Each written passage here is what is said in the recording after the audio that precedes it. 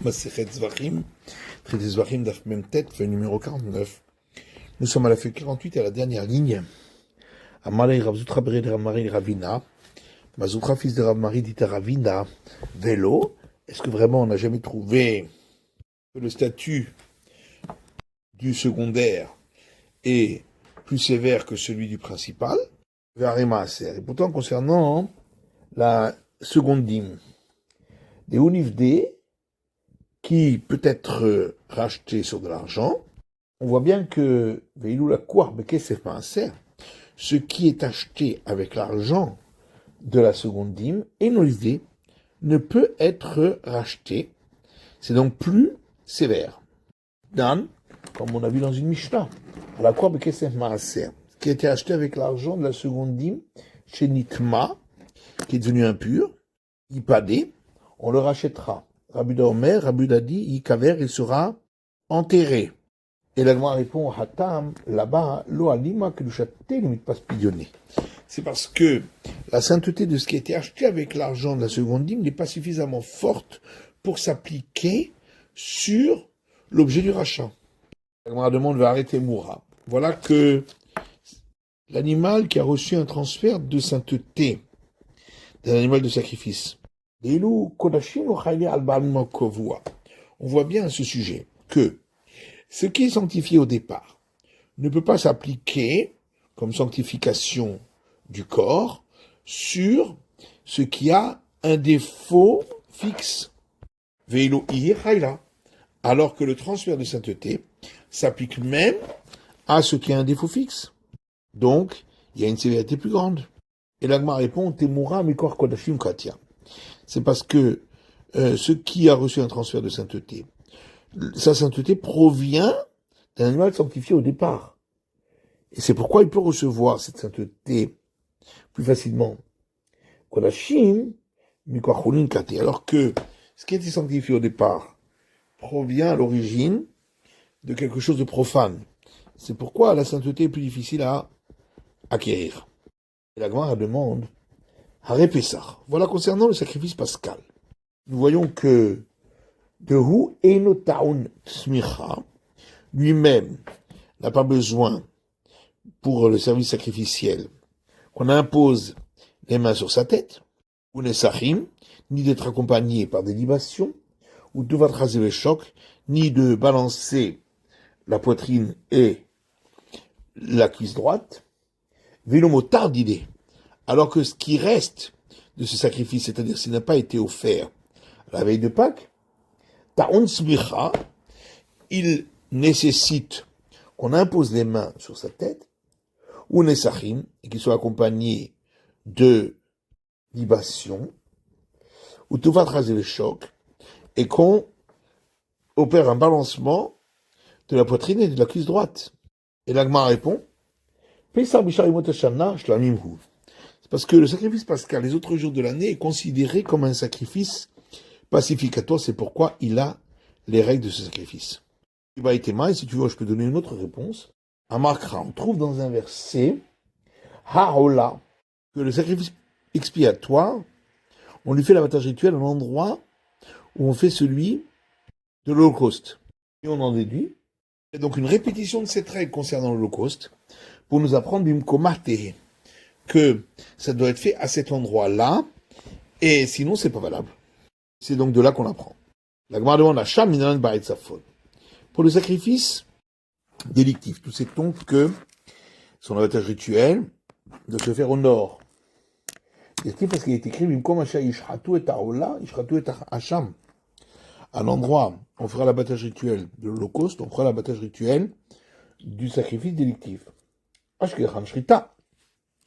On m'a dit, ok, on a trouvé pour l'abattage rituel, Kabbalah Menalan, pour la réception du sang, d'où sait-on que c'est d'être au nord. Et on répond au Ved Damo Yizrok. Il est écrit dans Lévitique, et son sang sera lancé. Kiboul Damonami Betsafon. On voit de là que la réception du sang, pour ensuite être lancée, se fait également au nord, puisque c'est écrit juste après. Et d'où sait-on que celui qui reçoit le sang dans la coupe, lui aussi doit être au nord. D'un mot veut être d'un mot. On apprend du fait qu'il n'est pas écrit son sang, mais et son sang. Donc on a trouvé de là un commandement, que ce soit fait ainsi. D'où sait-on que c'est indispensable, et sinon c'est pas valable. On trouve un autre passage dans le Lévitique, où il dit, il fera l'abattage de l'agneau du sacrifice délictif, à l'endroit où on fait celui du sacrifice expiatoire. C'est au nord. La Gemara dit, mais est-ce que ce passage est venu pour cela? On en a besoin pour l'enseignement de la braïta suivante, qui dit d'avoir chez quelque chose qui était dans une règle générale. Et il en est sorti pour lui assigner une règle particulière. Tu ne peux pas le faire revenir dans l'ensemble du départ, si on ne trouve pas l'écriture qui remet dans l'ensemble de la globalité. Ça, c'est quoi l'exemple? C'est de ce verset, il fera l'abattage rituel de l'agneau, du sacrifice délictif, à l'endroit où on fera celui du sacrifice expiatoire et de l'holocauste, comme à Kodesh, dans un endroit sanctifié, car comme est le sacrifice expiatoire, ainsi est le sacrifice délictif, etc. On n'avait pas besoin de dire ces mots comme est le sacrifice expiatoire, ainsi est le sacrifice délictif.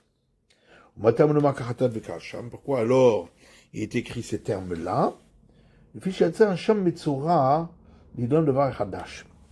Parce que le sacrifice délictif apporté pour la purification du lépreux est sorti de la règle générale pour lui assigner une règle en particulier, de mettre son sang sur le pouce et le gros orteil et l'oreille droite de celui qui se purifie. Donc on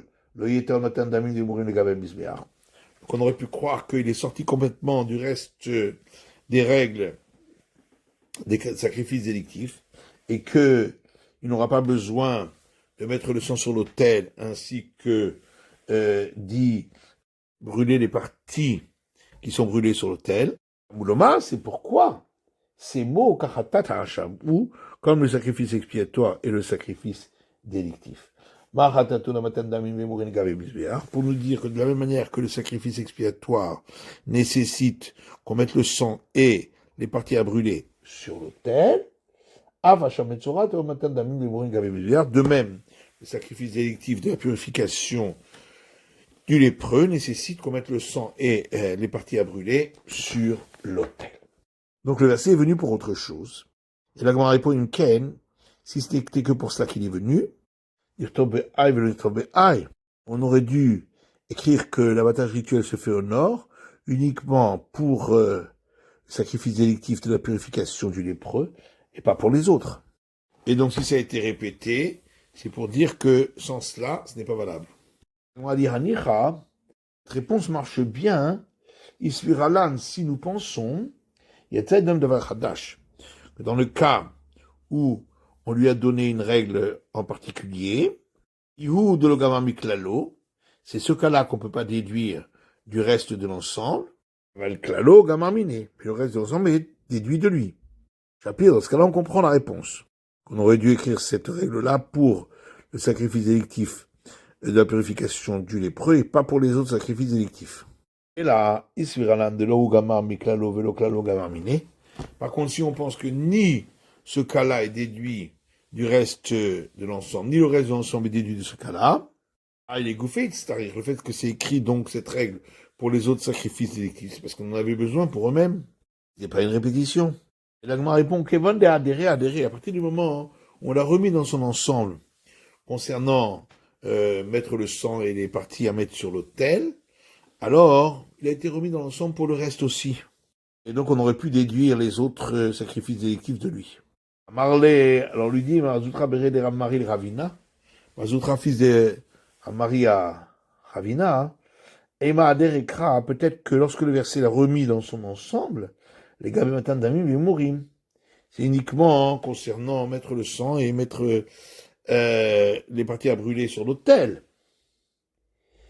Des Baekehuna, parce qu'il s'agit des services pour lesquels il faut un prêtre.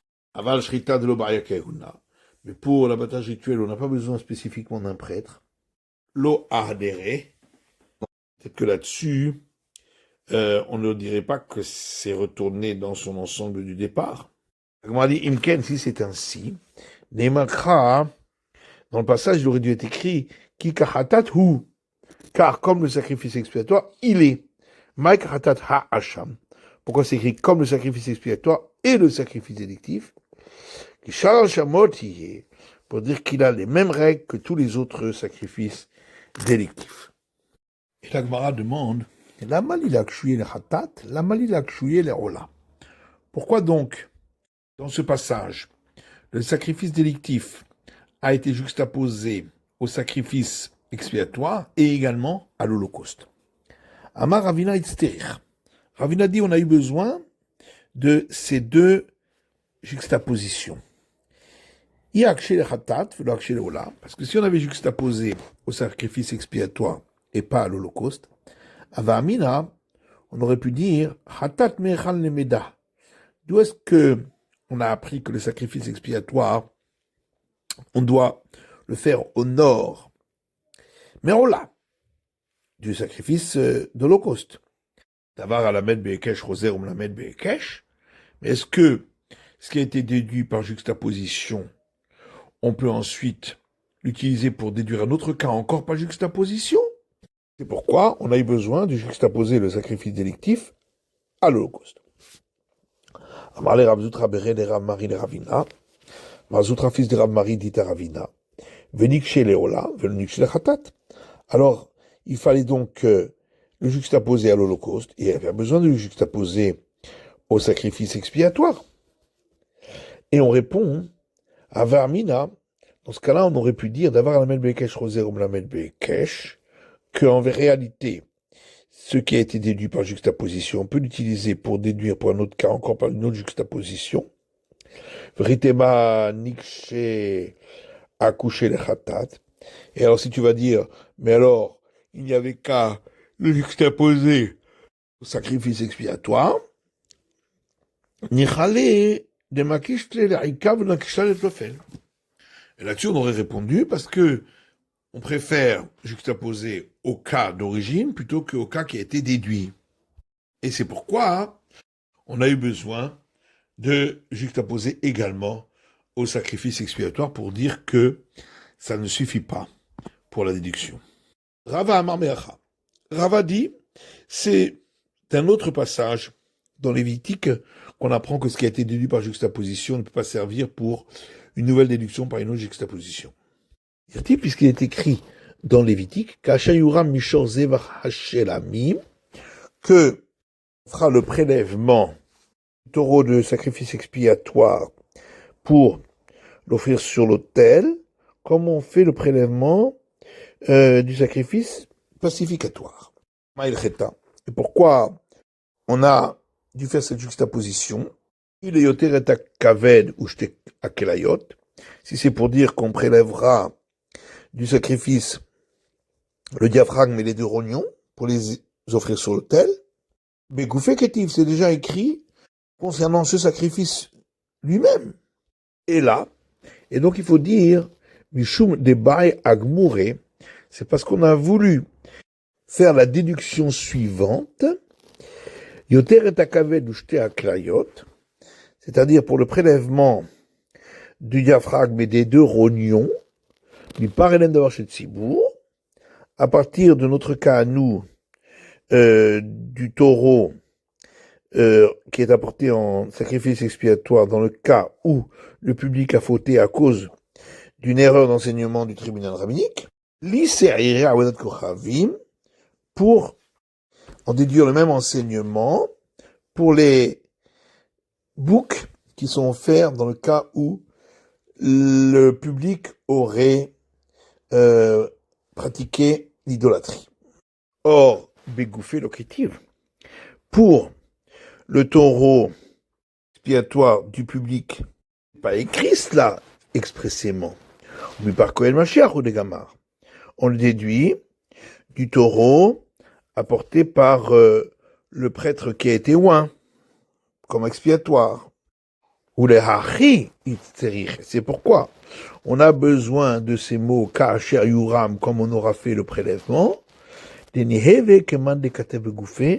pour que ce soit comme si ça avait été écrit concernant ce sacrifice-là. Veloni have davar alamed be'ekesh choser ou mlamed be'ekesh, et pour que ce ne soit pas quelque chose qui aurait été déduit par juxtaposition et qu'on aurait utilisé pour déduire pour un autre cas, encore par juxtaposition. Amar le Rapapa le Rava, Rapapa dit à Rava veut dire TV begoufé veut le nakish. Pourquoi alors ça n'a pas été écrit directement concernant ce sacrifice expiatoire pour le public? Et la Gemara répond Ikata begoufé veut le hakish, parce que si ça avait été écrit directement et ça n'aurait pas été déduit par juxtaposition, Ava Amina, d'avoir la Melbekesh Roser ou la Melbekesh. On aurait pu croire alors que quelque chose qui a été déduit par juxtaposition peut être utilisé pour une déduction encore par juxtaposition pour un autre cas. Veritema Niksha accouché. Et alors, on aurait pu dire oui, mais alors à ce moment-là, pourquoi on n'a pas appris ici aussi par juxtaposition? Peut-être c'est parce que préférer l'écrire directement plutôt que l'apprendre par juxtaposition. La c'est pourquoi ça a été écrit et en plus on l'apprend par juxtaposition. Les mêmes rats d'avoir la Melbekesh et le la Melbekesh. Pour nous apprendre justement ce principe que quelque chose qui a été déduit par juxtaposition ne peut pas être utilisé ensuite pour déduire pour un autre cas par juxtaposition. Hekesh ou Gzera Shava, Kalvachomer Binyanaf Siman. C'est le moyen mnémotechnique pour se souvenir des différents enseignements qu'on va voir à présent. D'avoir lamed behekesh, en choser lamed behekesh.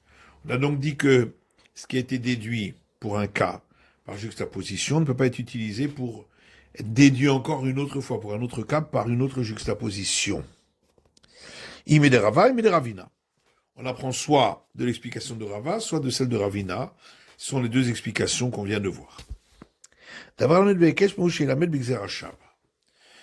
Quelque chose qui a été déduit pour un premier cas par juxtaposition.